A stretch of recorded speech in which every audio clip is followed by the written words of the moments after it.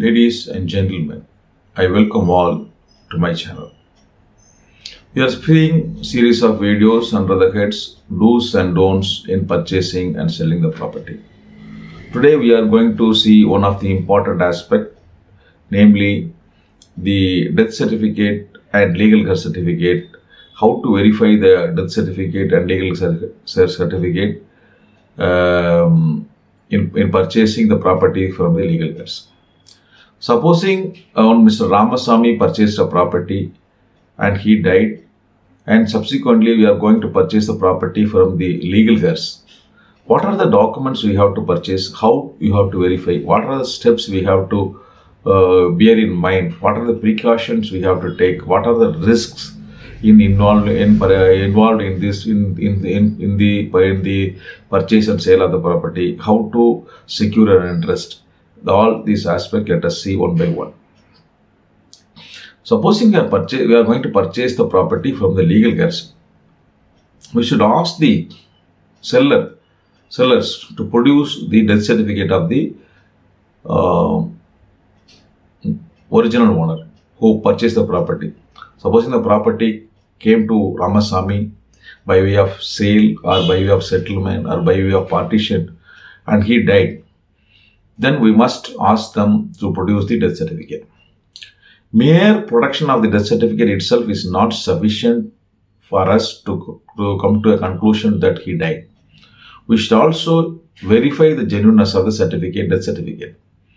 Normally, the death certificate will be issued by the corporations as far as the Chennai is concerned.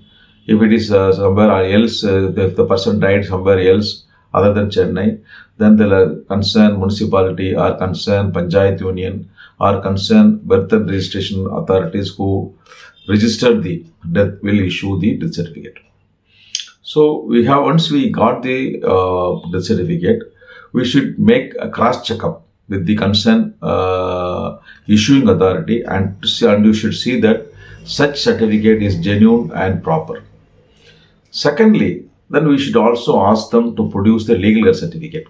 In the legal heir certificate, normally all the legal heirs of the deceased will be mentioned, and the relationship and the age will also be mentioned.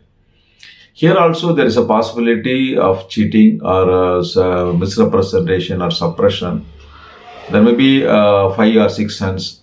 Supposing there is a misunderstanding with 1 or 2 sons, or supposing that one of the 2 sons left the family due to love marriage or any family dispute, there is a possibility that the family may suppress the one or 2 of such relations, legal heirs, and they might have obtained as a legal certificate, excluding the 1 or 2 legal heirs. There's a possibilities are there.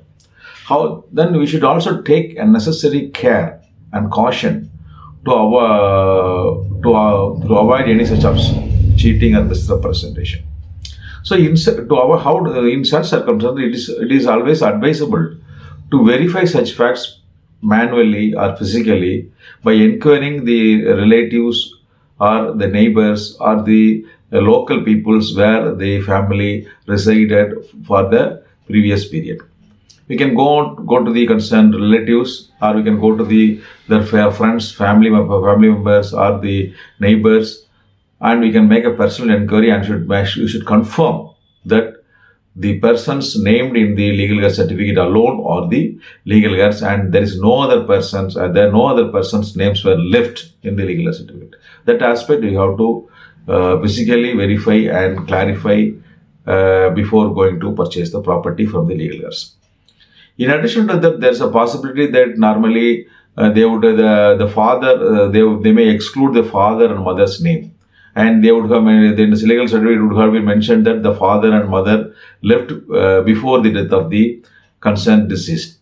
Supposing the Ramasamy died in January 2024, and his mother and father died in February, March, and April or May, and the legal certificate is obtained after August, and it is mentioned that their father and mother died. If it is mentioned like that, then you should ask the seller to produce the death certificate of the father and mother of the deceased. So you should get the legal death certificate of the father of the Ramasamy and mother of the Ramasamy, and you should see on what date they died. Supposing they died after the Ramasamy's death, then they will also be a legal heir, and they will also get one share in the property. In such cases, if they dies after the death of their son, then their share, which is obtained from Ramasamy, will not only go to the Ramasamy's children's or legal heirs, it will also go to the brothers and sisters of the Ramasamy. So assuming for a moment Ramasamy died in January and Ramasamy's mother died in April, Ramasamy's father died in May. In such circumstances that Ramasamy had one wife and two children, that in that case, 1/5 share will go to father of the Ramasamy and 1/5 share will go to mother of the Ramasamy. And after the death of the father and mother of Ramasamy, their share will go to all the children of the Ramasamy's father. That means it will go to the brothers. One share will come to Ramasamy's legal heirs, and the other shares will go to the brothers and sisters of Ramasamy. So there's a possibilities are there. To avoid this risk and to eliminate such type of risk, we should see that we should collect the death certificate of Ramasamy and Ramasamy's father and mother, and we should cross-check and you should confirm that the Ramasamy's father and mother died before the death of the Ramasamy. In such conditions, there will not be any problem to you. So these are all the steps. In addition to that, we should also collect the death certificate, we should also collect the Aadhaar card, the date of birth certificate, and voter's ID, and other necessary, and ration card also. We should collect from all the legal heirs and should confirm that they are the children of the Ramasamy. So as far as the original the salary is concerned, Ramasamy's names would be there, Ramasamy's photo would be there, Ramasamy's signature would be there. So if when you are purchasing the property directly from Ramasamy, you may not have any problem because the concerned person's names, signature, photo will be there in the original document, and we can identify him. Suppose if he dies, then you may not have proper.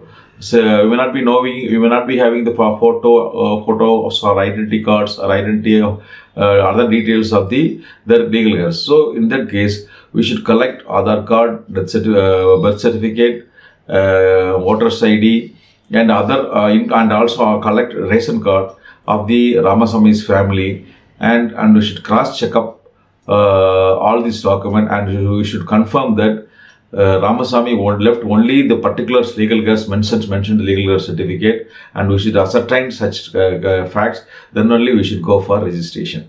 So these are the steps we have to follow when we are purchasing the property from the legal heirs. I hope this video will be useful to you. You may watch my channels. Razyak Law Tube is an English channel. Razyak Sattamariam is a Tamil channel. In addition to that, you may also watch all my videos in my websites known as Ali Associate Chennai in Google Sites view. By seeing my website, by seeing my videos, you can enrich your knowledge and you can clarify all your doubts. So I will come again with another topic. In addition to that, if you have any specific doubts or clarification, you may contact this number. If time so permits, I will give you necessary consultation depending upon my time and availability. I will come again with another topic. Until then, goodbye. Razyak Ali.